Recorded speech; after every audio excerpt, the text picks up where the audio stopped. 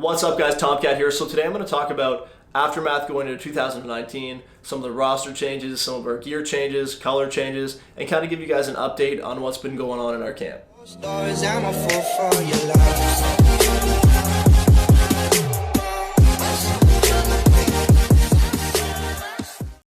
I last left off talking about how we weren't really sure if the team was going to move forward going into 2019, how we lost our backing and our previous coach and owner Mike Hinman, and how we weren't really 100% on whether or not we were able to make this work for 2019. That being said, I'm sure a lot of you guys have seen on PB Nation, Facebook, and through social media that the team will be playing in the Pro Division going into 2019.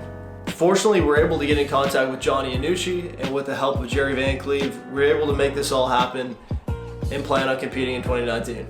So let's get into it. I want to talk about the roster changes, new additions to the team, and people who won't be coming back for this season. Alright, so let's get this started. 2019 SDA roster. So first off is my longtime teammate David Barga. I played with him for a couple of years on Distortion, and he has his backgrounds in Chicago Aftershock. He played for SDA this past year, and he'll be one of the 5 guys that are returning for 2019. Next we have Frank Andy Tomaso. He's from New York. He has his background with the Brooklyn Bears, where he played divisional with them, and he played last season with San Diego Aftermath as our front Dorito guy. Here's a picture of Frank with his ski pole going out to the Dorito corner. Next up is our youngest player, Garrett Baldwin. He's from Barrie, Ontario, Canada. He started off when he was about 17. We picked him up for Distortion, and I believe he got his first one with us at World Cup when he was 18. So he's our youngest player. He's 19 years old, and he typically plays our front snake position. Next up we have Davey Simmons. He's also from Chicago. His roots are with Chicago Aftershock, where he's played with them for a long time. He transitioned over to the Aftermath camp mid-season last year and picked up a couple wins with us. He'll also be playing a front snake position. The last returner is of course myself, Tom Guest. My background is Distortion, Rhythm, and Toronto Force. Next we have our coach, Jerry Van Cleve. He's going to be running the team along with Johnny Annucci. He's been with the team for about 2 years, and he always keeps things running smoothly. Next up, the first of our new players is Rob Velez. His backgrounds are with Boom, and traditionally he's been known as a Chicago Aftershock player. He's been playing with Aftershock for many years, and we're glad to have him on the team. Next up is CJ Cantor. His background is with St. Louis Hustle, Aftershock Semi-Pro, and Aftershock Pro. Next up we have Joel Eaton. He's traditionally played on Seattle Uprising, and he's played with the same group of guys for a long time on Uprising, such as Graham Arnold, Nate Schroeder, Alexander Borromeo, and Brandon Olson. We're glad he made the switch over this season. Our other new pickups are Johnny Annucci. He is a young front player. We'll most likely see him on the Dorito side in this field. His backgrounds are with Aftershock Semi-Pro and Chicago Aftershock Pro. And last but not least, Johnny Annucci. He was the guy who made this all happen. He was able to find us funding and was able to ensure that we were able to compete in 2019. So shout out to John. As far as sponsorship goes and the gear that we'll be using in 2019, we chose to stay with DLX, and I am super excited to shoot the Luxe X. So we shot the Luxe Ice all year and had no problems. Amazing gun, I loved it. And honestly, I wasn't too sure what they could add or improve to it moving forward into this year's Model DX.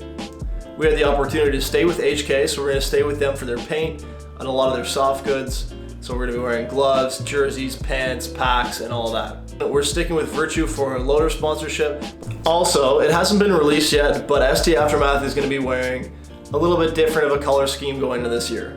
So how it works in the NXL, based on seniority, teams have the opportunity to pick 2 different colors going into each season.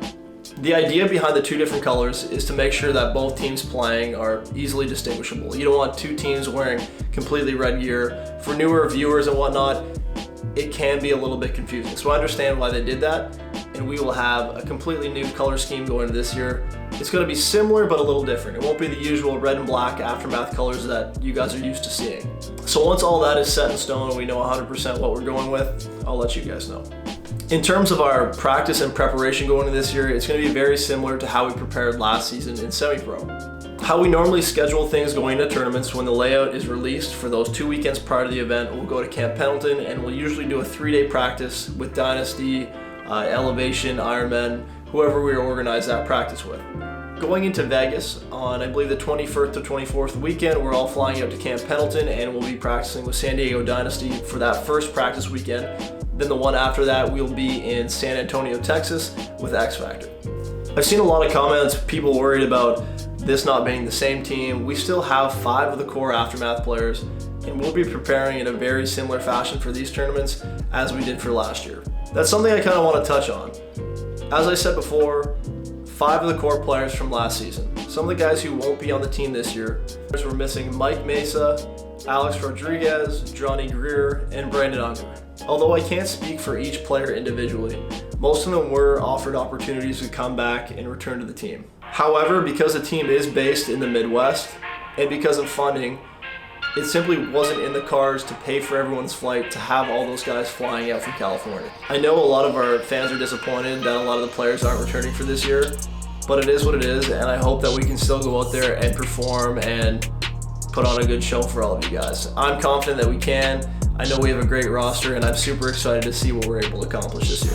Lastly, thank you guys for watching these videos. I really appreciate it. Hit like and subscribe, turn on post notifications, and let me know what you guys thought about this video, and let me know what you guys want to see in the future. I look forward to what 2019 holds. I'm super excited to compete in the Pro Division, and I hope we don't let you guys down.